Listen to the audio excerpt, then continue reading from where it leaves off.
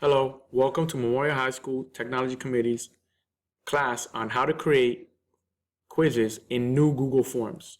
So the first thing we do is we open up our drive and we click on New, go down to More, and then scroll up to Google Forms. You click on Google Forms and a new form will appear. I already have one open, so let's just click this one. So here in Google Forms, you know the basic layout on how to make a test on Google Forms using the old version. But in the new version, we have the ability to create a quiz that is self-grading without having to take the test. So first, let's set up the options. So whenever you want to make a test, you're going to come to Settings, click on Settings, and you have three tabs. You have the General, Presentation, and Quiz. In general, you always want to have checked off Collect Email, collect restricted emails only from West New York Board of Education, and finally limit to one response. We want to limit to one response so that the student does not have the ability to take the test over again. Underneath, we have respondents can edit after, which is great when you have an extra long test that you want to give over a 2-day span. And we have see summary charts and text responses. I generally stay away from this option because students will be able to see their tests and the answers and might take screenshots of it and disseminate it to their classmates. So once we're done with that, we go back upstairs to the top, click Presentation. If you want to let the student know how far along they're going, we want to click Progress Bar. I always do that. If you want to shuffle the question order, which is great, in our classrooms, we know that they're overcrowded, we will click Shuffle Question Order. And lastly is Quizzes. We always want to make sure that this tab, Quiz, is on. That lets us add values to questions and add question answers for auto grading. Next option is Release Grade. You could generally always have it done immediately. I like it because as soon as the student is done, they have their score. Or you could do it at a later date and turn for later. On respondents can see, we have missed questions, correct answers, and point values. If you check these options, they will get a copy of their test. And once again, we don't want our test floating out there with the answer choices and point values. Once you're done, you click Save, and it's all saved. Next up, we have our questions. Generally, we have these identifier questions that we must include in order to know who's taking the test.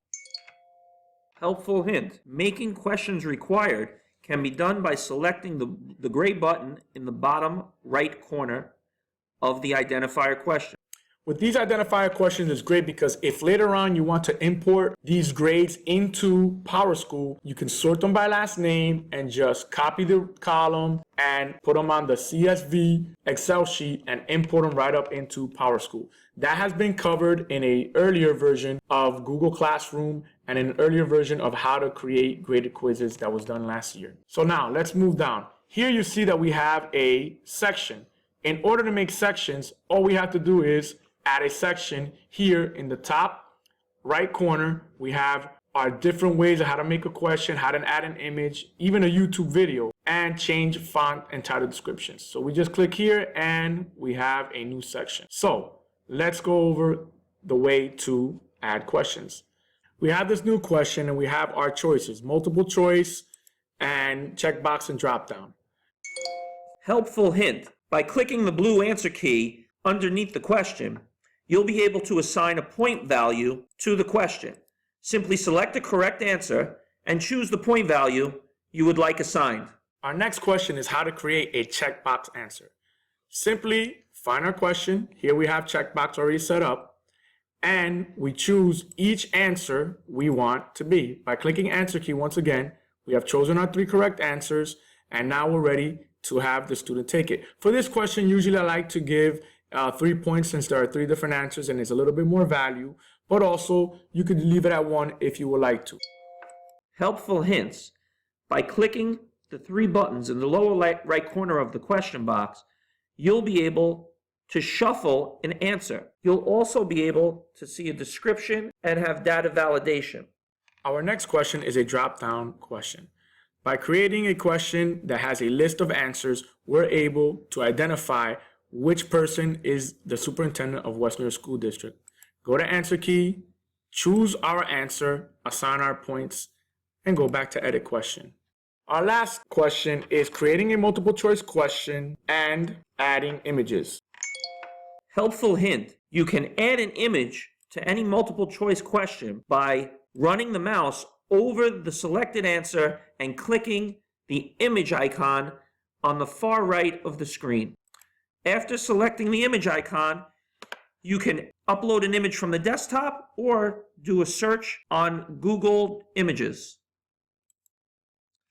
After you find the appropriate picture, simply select it and it will be uploaded into your question. After all images are inserted, we can click on Answer Key and assign a point value.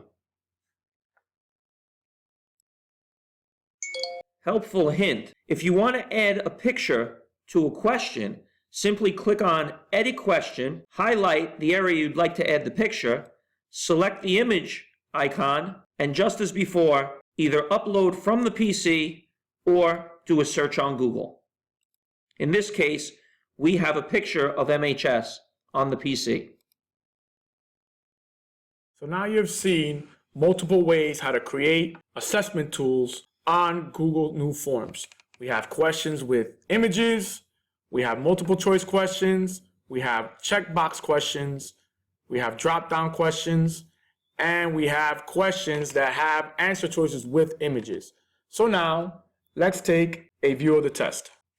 Helpful hint, if you'd like to view the test, simply scroll all the way to the top of the screen and click the I, which indicates preview. So now we see our test. We have our questions that are required are delineated by an asterisk. Here we see a sample of the quiz.